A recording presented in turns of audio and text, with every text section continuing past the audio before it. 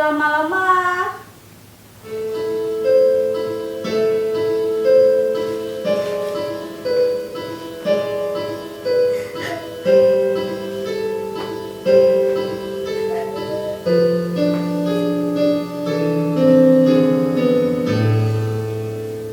Lingga, Kiki, Eza, mereka semua menghilang dari peredaran. Mereka tidak mau lagi bersahabat denganku.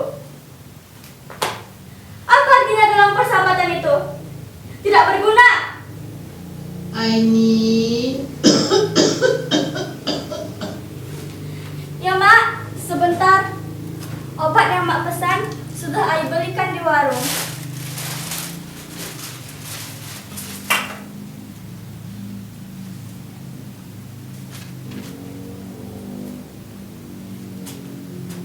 Mak sedang sakit. Sudah hampir 1 bulan. Tapi aku belum sanggup membawanya ke dokter. Kata orang, biaya berobat ke dokter itu mahal. Pak, BPJS. Lalu dari mana kami membayar uang iuran setiap bulannya? Bu Siti yang bekerja di puskesmas pernah bilang, uang BPJS yang dibiarkan menunggak atau tidak dibayar akan terancam kena denda. Ya sudahlah, orang susah dilarang sakit. Itulah mengapa sudah hampir sebulan ini aku menggantikan pekerjaan Mak mengumpulkan koran, karton, botol bekas ke warung-warung dan toko. Sering aku memungut sampah yang dibuang sembarangan. Aku tidak habis pikir, kenapa orang-orang membuang sampah sembarangan, sedangkan tong sampah dibiarkan kosong tidak berguna sebagaimana mestinya.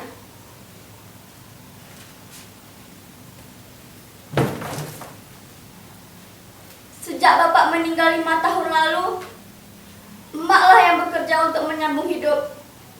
Sempat bekerja menjadi buruh suci dengan upah seikhlasnya. Namun upah emak yang kecil tidak sebanding dengan resiko yang dihadapinya. Bila ada pakaian yang rusak atau luntur, emak harus mengganti 2 kali lipat. Lambat laun, tenaga emak mulai melemah, tidak sanggup lagi mencuci. Emak pun memilih menjadi pemulung. Dalam sehari, emak mampu mengumpulkan 10-15 kg sampah. Tidak banyak uang yang dibawanya pulang. Sampah yang terkumpul dijual dengan harga Rp3.000 per kilogramnya. Ya cukuplah untuk membeli beras, lauk pauk, dan sedikit uang jajan untukku. Panas, hujan tidak pernah menyurutkan semangatnya. Dengan segala keterbatasan, emak mencoba untuk memenuhi kebutuhan sekolahku. Emak sangat ingin aku menjadi guru. Menjadi guru adalah cita-cita emak dulu.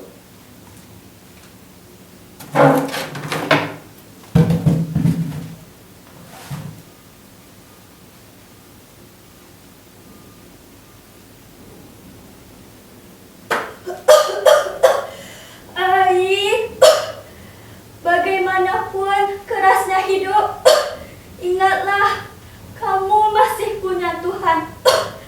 Jangan pernah menyerah akan cita-cita. Begitu kata emak. Saat ini emak sakit keras. Barang-barang inilah yang telah menyelamatkan hidup kami. Pepatah pernah bilang, sampah satu orang adalah harta bagi orang lain. Dengan sampah-sampah ini, aku masih bisa makan, sekolah, bahkan jika ada uang berlebih, bisa membeli pulsa internet.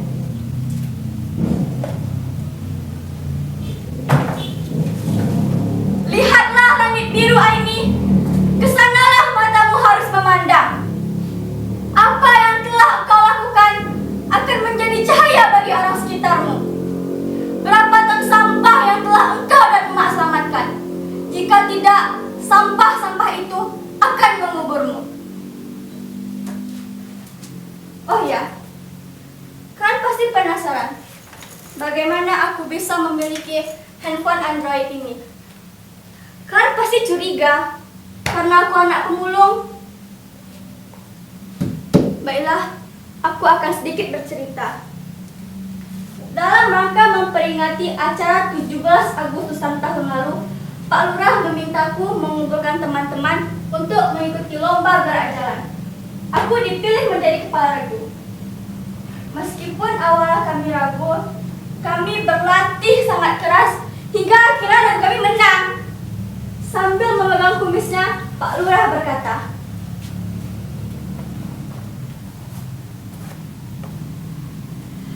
"Kamu hebat, Aidi. Jempol buat kamu. Ditunggu ya bonus dari Bapak." Hehehe. Nah, sudah jelas kan asal-usul handphone ini? Handphone ini adalah pemberian Pak Lurah sebagai bonus. Tuhan memang maha adil. Ketika dibutuhkan, di saat itulah Ia memberikan jalan. Kenapa? Kan masih belum percaya? Akan kutunjukkan bagaimana aku menjadi kepala regu. Maju, jalan, kiri, kiri. Hormat, gerak, tegak, gerak. Balik kanan. Maju, jalan, kiri, kanan, kiri, kanan. Sudah percaya kan?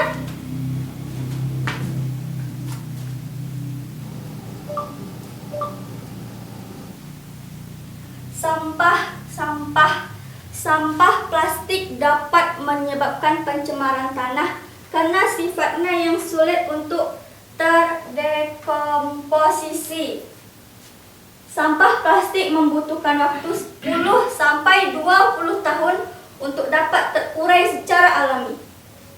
Saat ini, Indonesia tengah mengalami krisis sampah plastik. Penggunaan sampah plastik terus meningkat, sedangkan kesadaran untuk mengolah tidak ikut meningkat.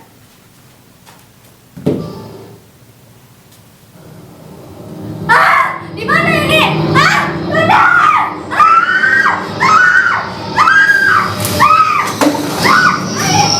Di mana air? Kotor! Bau! Lihat kedua orang itu, mata yang memerah, kulit yang mau melepas. Pergi! Jangan mendekat!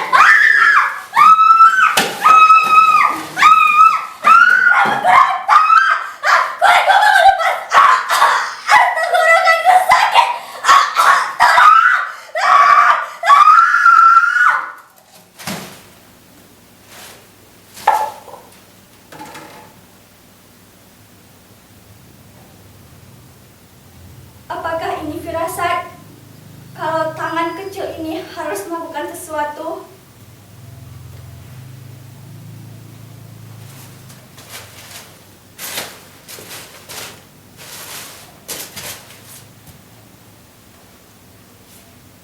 Aku pernah mengunjungi pameran kerajinan daur ulang.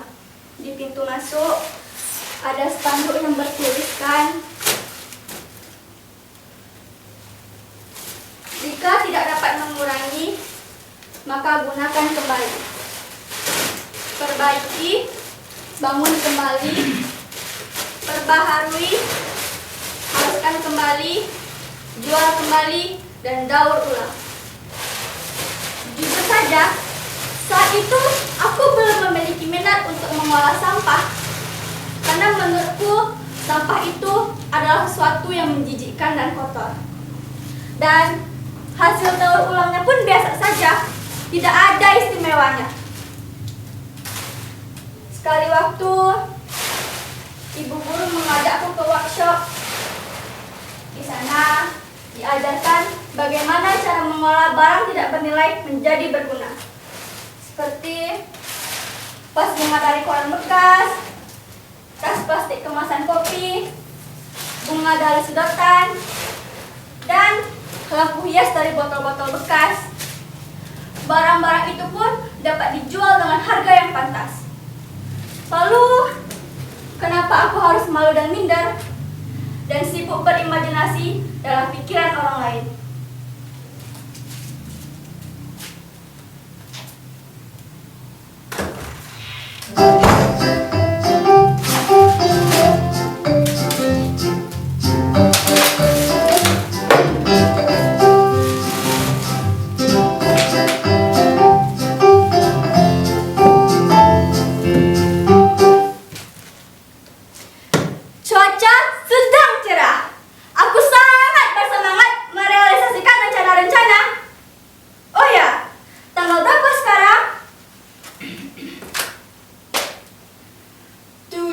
Jelas. Emak mengizinkan ruangan ini digunakan sebagai galeri sekaligus tempat pelatihan. Akan banyak barang hasil daur ulang yang terpajang di sini. Tunggu dulu. Bagaimana kalau meja ini aku geser sedikit ke kanan?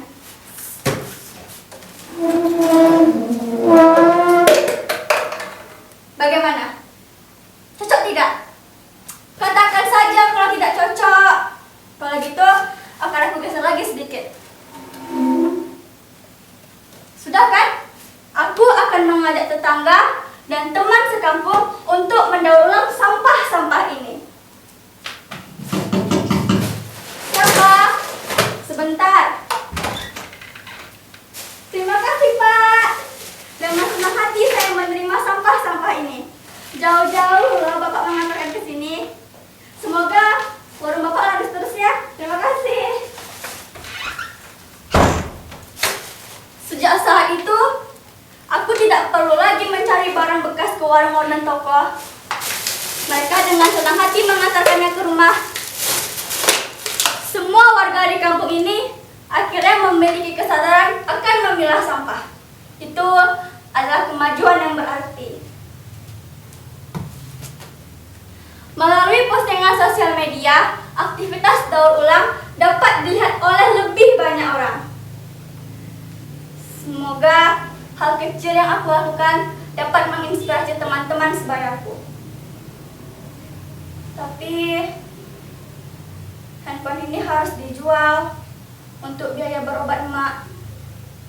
Emak harus segera dibawa ke dokter. Obat yang aku belikan di warung sudah tidak mampu mengobati. Emak harus sembuh dari penyakitnya. Aini. Kalian sudah datang? Silakan masuk.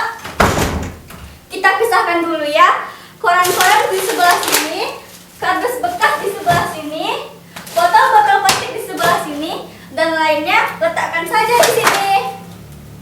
Ini adalah contoh barang yang akan kita buat. Tas ini dibuat oleh lilitan koran. Bagaimana? Terlihat mudah bukan?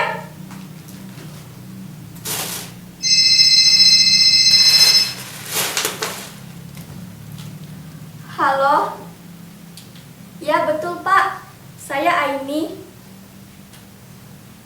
Ya betul Pak, saya dan teman-teman yang mendaur ulang sampah-sampah itu. Kapan jadwal pamerannya Pak?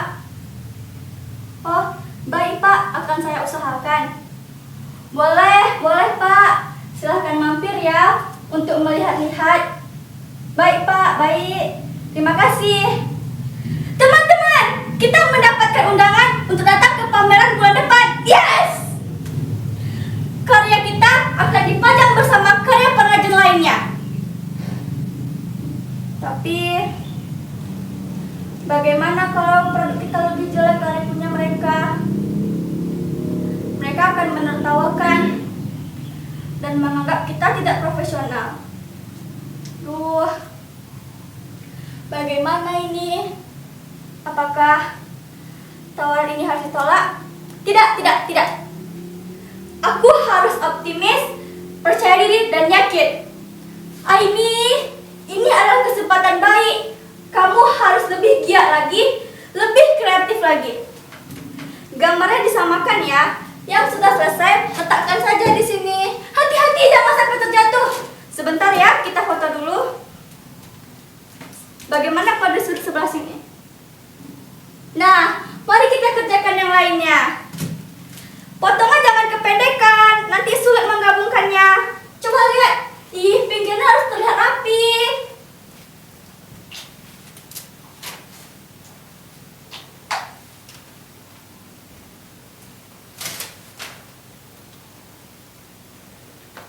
Aku baru saja mengantarkan emak ke dokter. Penyakit emak sesungguhnya membutuhkan penanganan khusus. Tapi emak bersikeras ingin pulang. Dokter pun tidak begitu jelas menjelaskan apa penyakitnya. Ia hanya memberikan instruksi berapa kali dalam sehari emak harus minum obat. Aku pun tak sempat bertanya lebih jauh. Tatapan emak mengisyaratkan kalau aku harus segera membawanya pulang. Di perjalanan pulang, emak membisikkan,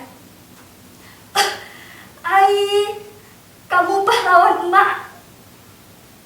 Aku sempat berkaca-kaca. Aku pun membalas bisikan itu. Ai lebih bangga sama emak, karena emak adalah pahlawan sesungguhnya.